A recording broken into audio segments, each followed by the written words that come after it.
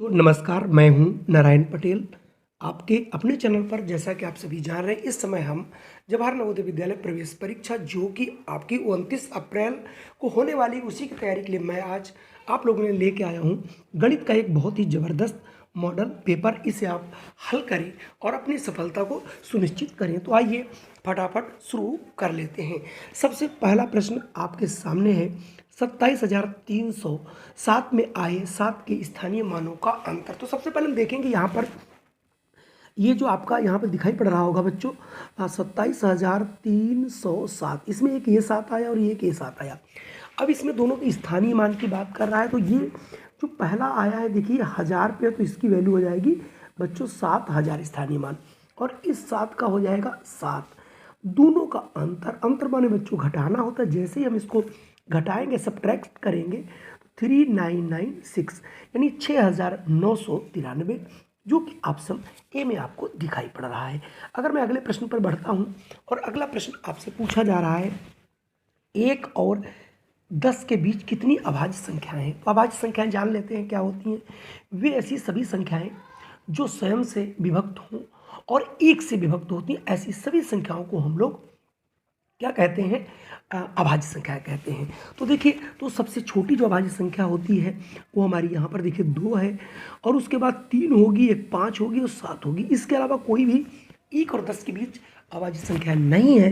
तो यहाँ पर हमने देखा कि ये बच्चों 4 संख्याएं जो कि अभाज्य हैं, जो कि ऑप्शन सी में आपको उत्तर मिल रहा है। चलिए बढ़ते हैं अगले प्रश्न। अगला प्रश्न है, निम्नलिखित में से कौन सी संख्या 8 से विभक्त है। जैसा कि आप सभी जानते हैं, कोई भी संख्या बड़ी से बड़ी हो जिसके अंतिम 3 अंक यदि 8 से विभक्त हैं, तो ये संख्या 8 से विभक्त होगी। पहले में देखिए, यहाँ से ये 3 अंक हमारे हैं 324 बच्चों। इसको हम 8 से देखिए भाग करेंगे, तो 8 एकम 8, 8 चक्कू 32, आगे नहीं कट रहा है पूरा पूरा। इसका मतलब पहली संख्या तो नहीं हो सकती। आइए दूसरे को देखते हैं, यह है 432। इसको हम 8 से डिवाइड करके देख लेते हैं। तो 8 पंजे होता है बच्चों 40, 3 उतारेंगे 2, 8 चक्कू 32। इसका मतलब पूरी पूरी कट रही है, इसलिए 1432 संख्या 8 से पूर्णतः विभक्त होगी। अगर मैं अगले प्रश्न की बात करता हूं, तो अगला प्रश्न है, दो संख्याओं के महत्तम समापवर्त और लघुत्तम समापवर्त क्रमशः 2 और 12 हैं। यदि उनमें से एक संख्या 4 हो तो दूसरी संख्या क्या होगी। जैसा कि आपको पता होगा, जब हम लासा और मासा पढ़ते हैं तो उसमें दो संख्याओं के लिए एक रूल बना है कि पहली संख्या इंटू दूसरी संख्या बराबर लासा इंटू मासा, ये फार्मूला होता है। तो यहाँ से हम देखेंगे, दूसरी संख्या बराबर क्या हो जाएगा, लासा इंटू मासा बटे पहली संख्या। तो हम लासा और मासा देखते हैं, दो पहला है, लासा 12 है और मासा 2 है, और पहली संख्या 4 है। तो इसका मतलब 12 इंटू 2 बटे 4 या 2 इंटू 12 बटे 4, जो कि ऑप्शन ए में मिल रहा है। तो यहाँ से ऑप्शन ए हमारा बिल्कुल सही होगा। इन्होंने इसको सरल नहीं किया है। चलिए अगला प्रश्न है, एक रेलगाड़ी ए से सायं 5:15 पर चलती है तथा बी पर अगले दिन 10:40 पर पहुंचती है, तो रेलगाड़ी द्वारा यात्रा में लिया गया कुल समय। तो हम शाम को ये रेलगाड़ी चलती है 5:15 तक, तो रात के 12 बजे तक ये कितना समय ली होगी। तो 5 घंटा 15 मिनट इसमें से हम घटा लेते हैं, तो यहाँ से हमारा टाइम जो है वो अच्छे ढंग से कैलकुलेट हो जाएगा कि कितने घंटे यहाँ पे लगे। तो यहाँ से हमने 1 घंटा उधार ले लिया, यहाँ बचे 11 और यहाँ हो गए 60। तो यहाँ से 60 में से 15, तो 45 मिनट इधर निकल आएगा, और 11 में से आपको 5 घटाएंगे तो 6 घंटे, यानी 6 घंटे 45 मिनट रात को 12 बजे तक। और टोटल चूँकि सुबह पहुँची है 10 घंटे 40 मिनट और चली है, तो 10 घंटे 40 मिनट सुबह पहुँची, तो ये दोनों को जोड़ लेंगे तो ये हमारा समय आ जाएगा। देखिए मिनट में ये यानी घंटा है और ये मिनट है, तो ये हो जाएगा 5 और ये 85 और 16 घंटे 85 मिनट। 85 मिनट होता नहीं, तो 85 मिनट में से जो आपको 85 दिख रहा है ये वाला, इसमें से 60 यानी 1 घंटा होता है, एक हम निकाल लें तो कितना बचेगा, ये 2 यानी 5। तो यहाँ ये 25 मिनट ये बच गए, और ये 60 मिनट था, 1 घंटा यहाँ बढ़ा देंगे, 16 1 17। तो यात्रा में कुल हमारा समय लगेगा 17 घंटे 25 मिनट, जो कि ऑप्शन सी में आपको बच्चों दिख रहा होगा। अगला प्रश्न हमारे लिए अच्छा प्रश्न है। एक कार ए से बी की ओर, यानी ए से कोई एक कार जो है वो बी की ओर जा रही है 40 किलोमीटर प्रति घंटा, यानी 1 घंटे में वो 40 किलोमीटर चलती है।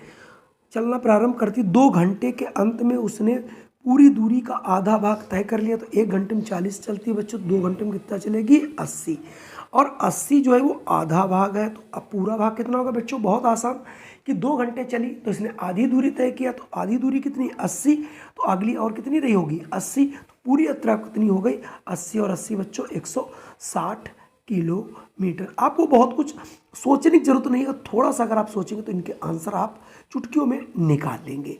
आइए अगले प्रश्न की बात करता हूँ 47। निम्नलिखित में से कौन 1 के बराबर है। तो चलिए मैं इसको देखता हूँ। देखिए ये डेसिमल हटा लीजिए और इसको काटना शुरू करते हैं। 6 एकम 6 सत्ते 42, 7 एकम 7 एकम 1/10, यानी ये 10.1 के बराबर है। तो पहला वाला तो ऑप्शन सही नहीं हो सकता। आइए दूसरे वाले प्रश्न को देखते हैं। अब ये देखिए ये डेसिमल और ये डेसिमल हट जाएगा, ये डेसिमल हटाने के लिए यहाँ 0 बढ़ा देंगे, तो ये 7 × 60 10/42। देखिए 0 कट गया, 6 एकम 6 सत्ते 42, 7 एकम 7, ये हो गया 1। इसका मतलब जो ऑप्शन बी है इसकी वैल्यू 1 के बराबर है। अगर मैं अगले प्रश्न की बात करूं बच्चों, देखिए पूछा जा रहा है निम्नलिखित में से कौन सी संख्या व्यंजक, यानी पूरा एक व्यंजक मतलब पूरा क्वेश्चन दिया गया के बराबर होगा, यानी इसका मान क्या होगा। इसके मान के लिए आप बहुत आसानी से देखिए, आपको दिया गया बच्चों 3/2, और जहाँ पर ये आपको ये क्या दिख रहा है यहाँ पे भाग है, तो भाग को जब हम गुणा में परिवर्तित करते हैं तो अंश का हर और हर का अंश कर दे, हमने पलट दिया।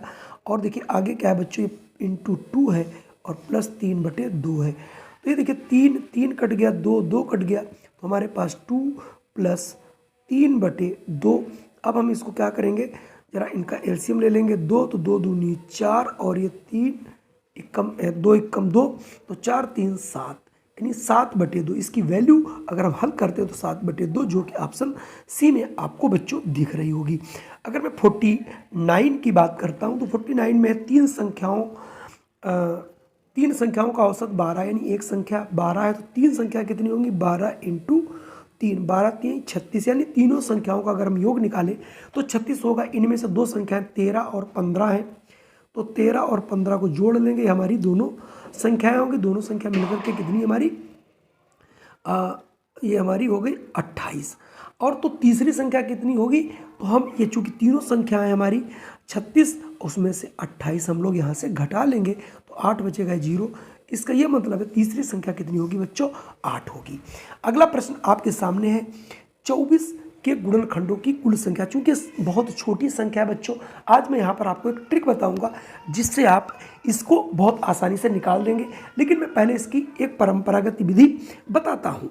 आइए मैं 24 को देखता हूँ। 24 के कितने मतलब गुणनखंडों की संख्या किस किस से कटता है। आप देखिए 1 से तो जरूर कटेगा, ये देखिए बच्चों 2 से भी कट रहा है, 3 से भी कट रहा है, 4 के भी पहाड़े में आता है, 6 के भी पहाड़े में आता है, 8 के भी पहाड़े में आता है, 12 के भी पहाड़े में आता है, और 24 के भी पहाड़े में आता है। तो इसका मतलब 1 2 3, यानी 1 2 3 4 5 6 7 8, इसके टोटल गुणनखंड कितने हैं बच्चों 8 होंगे। तो ऑप्शन ए सही होगा, लेकिन ये निकालने का तरीका बहुत अच्छा नहीं है। तो ये आज हम आपको इसकी बहुत ज़बरदस्त ट्रिक बताते हैं। देखिए आप 24 लिखेंगे और इसको हम अभाज्य गुणनखंडों में काट लेंगे, 2 से काटेंगे तो ये 12 आएगा बच्चों, यानी इसके में अभाज्य केवल गुणनखंड कर लेने हैं। तो ये देखिए 3, इसका मतलब ये आ गया 2 × 2 × 2 × 3। एक इसमें नहीं लिखते हैं, ये याद रखना, जितना ये इधर आता है इसको लिख लिया। अब कितने गुणनखंड हैं 2 वाले 3 हैं, तो 3 में 1 बच्चों जोड़ दो। इसका कितना 1 गुणनखंड, तो 1 में 1 जोड़ दो और दोनों की गुणा कर दो, तो हो जाएगा 3 और 1 4 × 2, 2 चौके 8। अभी आपको मैंने देखा और बताया भी था, इसके टोटल 8 गुणनखंड होंगे। वेरी मोस्ट इंपॉर्टेंट ये ट्रिक थी जिसे आप याद कर सकते हैं और समझ सकते हैं। 51 नंबर क्वेश्चन, ए, बी तथा सी मिलकर कोई काम 25 दिन में पूरा करता है, ए 50 दिन में अकेले काम करता है, तो बी और सी मिलकर कितने दिन में काम कर लेंगे। तो पहले हम तीनों का एक दिन का काम निकाल लेते हैं। तो ए प्लस बी प्लस सी का एक दिन का काम हो गया 1/25, यानी अगर 25 दिन में करेंगे तो 25 दिन लगेगा तीनों। अगर एक दिन में कराना है तो एक दिन में कितना करेंगे, 25वां भाग कर लेंगे। तो ए का एक दिन का काम कितना, ये 1/50 ही भाग करेगा। अगर हम एक दिन के काम में से ये वाला घटा दें तो किसका बचेगा, बी और सी का। यही पूछ रहा, बी और सी कितने दिन में काम कर लेंगे। तो इसका मतलब बी प्लस सी का काम, तो ए बी और सी का एक दिन का काम, उसमें से ए का हम काम घटा लेंगे। जैसे इसको घटाएंगे तो बच्चों इसका जो एलसीएम है वो कितना आएगा, 50 आएगा। और 50 तो 25 दूना 50 दुई माइनस, और ये हमारा आ जाएगा 50 से कम 50, यानी 1/50। इसका मतलब बी और सी अगर ये काम करने बैठेंगे एक दिन में तो 1/50 भाग कर पाएंगे। तो पूरा काम कितने दिन में लगेगा, ये पलट जाता है, यानी 50 दिन। इसका ये मतलब हुआ बी और सी अगर दोनों मिलकर के इस काम को करना चाहें तो उन्हें 50 दिन लगेगा। तो आइए बढ़ते हैं अगले प्रश्न पर। आदमी 2400 रुपये कमाता है, 600 रुपये बचाता है, तो उसकी आय कितना प्रतिशत खर्च करता है। तो देखिए बच्चों, 2400 रुपये अगर वो कमाता है और 600 ही बचाता है तो बाकी क्या करता होगा, खर्च करता होगा। इसे घटा लोगे, देखिए बच्चों आ रहा है 1800 रुपये।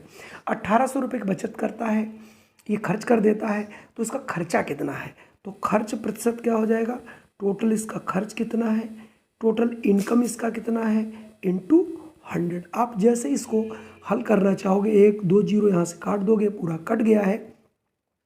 अब आप इसको क्या करेंगे, देखिए 3 से काट लीजिए, 3 अट्ठे 24, 30 छाक 18, 600 आ गया। अब इसे चाहो तो 8 से भी काट सकते हो, 8 सती 56 और 8 पंजे 40, यानी 75% ये पैसा जो है अपना खर्च कर देता है, जो कि ऑप्शन आपको डी में मिल रहा है।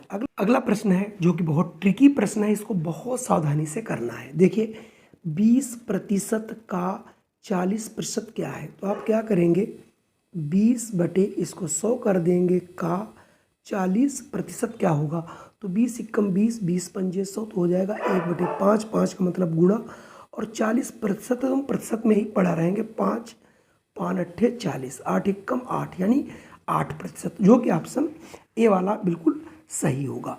अगले अगर हम प्रश्न की बात करें, एक व्यक्ति किसी वस्तु को बेचकर 15% का लाभ कमाता है। यदि उस वस्तु का विक्रय मूल्य 23 रुपये हो तो उसका क्रय मूल्य क्या होगा। हम मान लेते हैं कि ये वस्तु बच्चों 100 रुपये की थी और उस पर 15% लाभ रह रहे हैं, तो मैं ऊपर से लिखता हूँ जिससे आपको दिखाई पड़े और आप इसे कर सकें। 100 रुपये की हमने वस्तु मान लिया और इसी एक्स पर 15% का लाभ लिया, तब ये वस्तु हमारी 23 रुपये की बिकी। तो क्रय मूल्य हमारा एक्स है, हमें एक्स की वैल्यू ही निकालनी है। तो एक्स इंटू प्रतिशत को हम बदल लेंगे और ये 23 के बराबर कर देंगे। 5 तिहाई 15, 5 दूनी 10। अब इसका ये हो जाएगा बच्चों x प्लस 3x बटे 20 बराबर 23।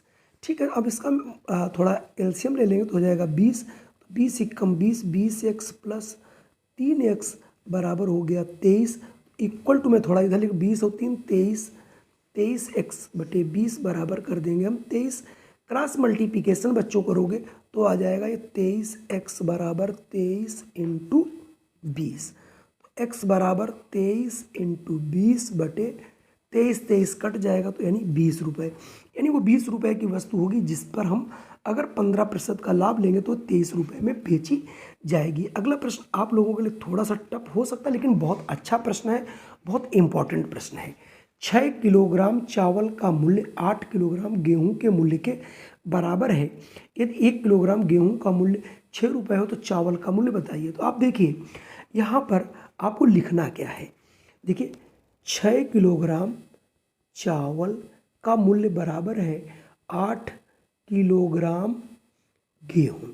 ठीक है, अब गेहूं कितने मिल रहा है आपको 6 रुपये में, तो अगर मैं इसको ये 1 किलो एक मतलब 8 रुपये 8 किलोग्राम के बराबर है, तो हमें 8 किलोग्राम अगर गेहूं है तो इसको हम 6 से गुणा कर दें तो ये हो गया 8 छंग 48, यानी 48 रुपये के उसने गेहूं खरीद लो, या फिर 6 किलो उसी के चावल। तो 6 किलोग्राम चावल का मूल्य पता हो गया, अब 1 किलोग्राम का चावल का पूछ रहा है, तो आप क्या करोगे, इसको हम गुणा कर लें। कैसे गुणा कर लेंगे, भाग कर दें तो ये हो जाएगा 48/6।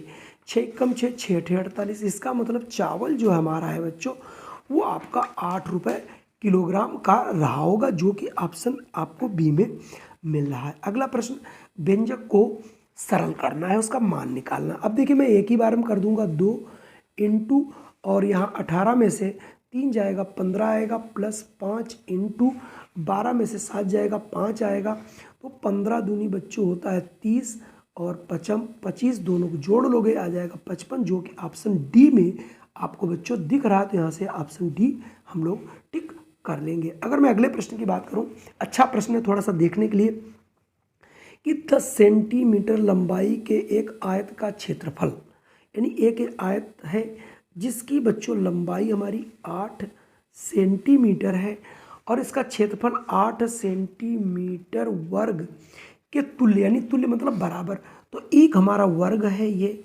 जिसकी सभी भुजाएं 8 है 8 है 8 है 8 है।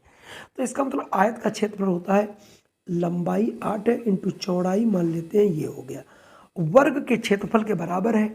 तो वर्ग का क्षेत्रफल कितना होगा, भुजा इंटू भुजा, तो दी हुई भुजा इंटू भुजा, तो ये भी 8 है 8 दी गई है, और ये 10 था हमारा, मैं थोड़ा गलती से लिख गया।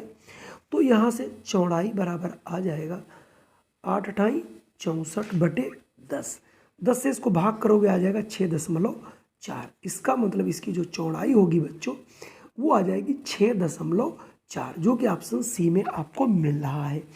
अगला प्रश्न आपके सामने, एक वर्गाकार भूमिखंड का क्षेत्रफल 9 एकड़ है, इसकी लंबाई क्या होगी। तो यहाँ पर थोड़ा सा अगर हम इसको ध्यान देंगे, चूँकि हमको जो यूनिट्स होती हैं, अगर उन यूनिट को हमें नहीं याद कर पाएंगे तो फिर दिक्कत होगी। तो चूँकि एक जो एयर आता है, तो एक आपका एयर लिखा है, तो एक एयर में होता है 100 वर्ग मीटर बच्चों।